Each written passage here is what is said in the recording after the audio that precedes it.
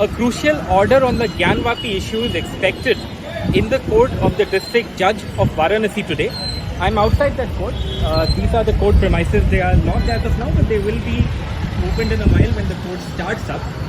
So the important order today on the Gyan Vapi issue is whether the case by 5 Hindu women petitioners who want the right to worship here now inside the mosque premises, because they claim that there are idols of Hindu gods and goddesses inside. Whether that case can be heard or not, and whether it will continue to be heard or not, that is the order that District Judge A.K. Vishwesh will pronounce today. In more simpler terms, the order is on the maintainability of the case or the merits of the case. The judge is not, and this I am saying just to clarify, is not going to pronounce orders on the actual case in terms of whether those idols are actually there or not. He is only going to rule on whether there are things or not, but it's still significant because this case is much higher than our last year or so. If Rajesh pans to that side, he will show you the security there. The Varanasi police is trying to ensure that things have been peaceful in the last some time. We've covered this case since last year and particularly since May this year, when the hearings in this case took place. But right now the police here try to ensure that there is full security in the court complex and that things go off peacefully. Ajay Singh is our correspondent in Varanasi. He is a veteran here and he has covered this case in minute detail. Ajay ji, मैं आपसे ये जानना चाहूँगा, एक चीज़ हमारे दर्शकों को समझा दीजिए कि सुप्रीम कोर्ट को क्यों इंटरवीन करना पड़ा, किसके कहने पे या कौन अपील में गया सुप्रीम कोर्ट में, ये जरा हमें समझा दीजिए। उसमें आलोक देखिए ये कि जब यहाँ पर मामला ये जब सुनवाई शुरू हुई तो सबसे पहले ही जो अंजुमन इंतजामिया मसाजिद कमेटी के लोग थे उन्होंने एक किसी भी केस की जो मेंटेनेबिलिटी पर आप 7 रूल 11 के तहत आप जो है उसमें याचिका दायर कर सकते हैं। यहाँ पर जिला अदालत में, यहाँ पर जिला कचहरी में उन्होंने दाखिल किया था, लेकिन उस वक्त उस पर कोई सुनवाई नहीं हुई थी और उसको मतलब उस पर बहुत फैसला न देते हुए बाकी आगे सर्वे का काम शुरू हो गया। तो इस बात को लेकर के ये लोग हाईकोर्ट गए, उसके बाद ये लोग सीधे सुप्रीम कोर्ट से गए।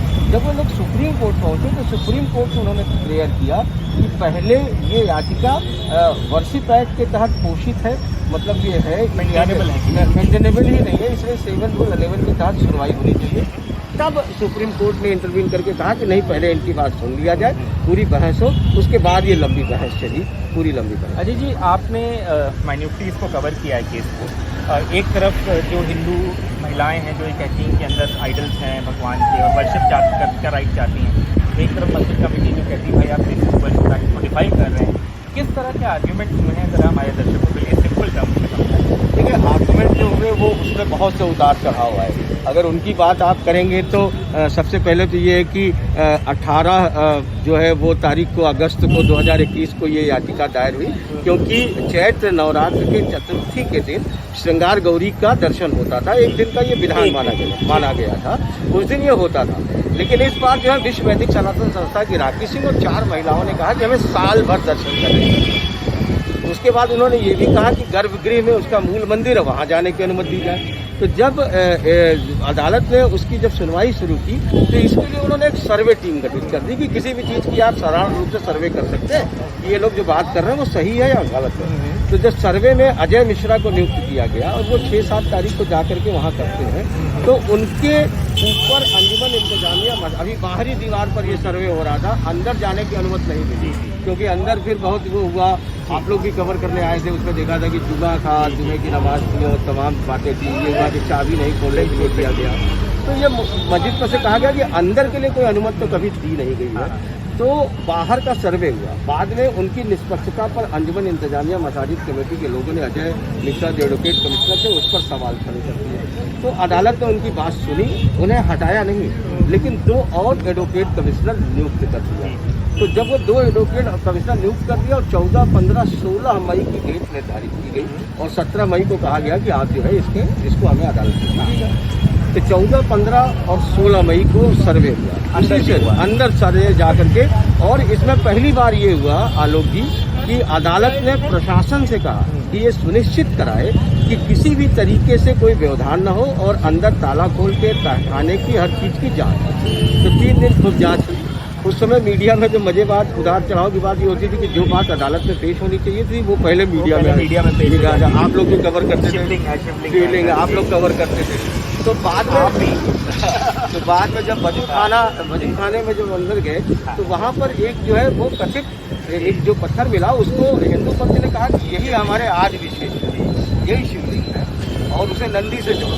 दूसरा उन्होंने कहा कि नहीं जब फंवारा है मस्जिद पक्ष के लोगों ने ये मामला चला। लेकिन इसमें एक बहुत दिलचस्प बात यह है कि जो एडवोकेट विशाल सिंह उन्होंने ही अपने एडवोकेट कमिश्नर पर आरोप लगा दिया कि इनके लोगों ने सारे फुटेज लीक किए और उनकी निष्पक्षता पर सवाल खड़ा कर दिया। तो अब ये हुआ कि ये जो है सारी चीज़ों को पेश करेंगे अदालत में, विशाल सिंह देंगे। बहरहाल ये सारी चीज़ें घटनाएं हुई, ये हो गया। लेकिन इस बीच एक और मज़े की बात ये हुई कि हिंदू पक्ष के लोग ने आपस में बंटवारा हो गया। जो विश्व वैदिक सनातन संस्था के राकेश सिंह वगैरह थी वो इन 4 वादियों से अलग हो गई। उनके वकालतनामा अलग हो गए, उनके वकील अलग हो गए। और फिर तो मुस्लिम पक्ष ने क्या मतलब, या मस्जिद कमेटी के पक्ष उस वक्त क्या करता रहा या क्या कहता रहा? मस्जिद पक्ष के वकील का कहना ये था कि ये तो 101 तो ये वर्शिप एक्ट के तहत है, इसलिए आप इसको नहीं कर सकते हैं।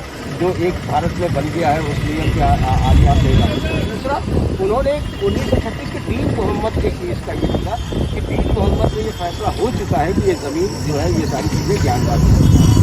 तो उन्होंने जो एक तकरीबन 54 बिंदु थे, उन 54 बिंदुओं पर अभयनाथ यादव ने अपनी अपनी बातें की, लेकिन बीच में अभयनाथ यादव की डेथ हो गई। इस तरीके से ये पूरा मामला अब जा करके हो गया।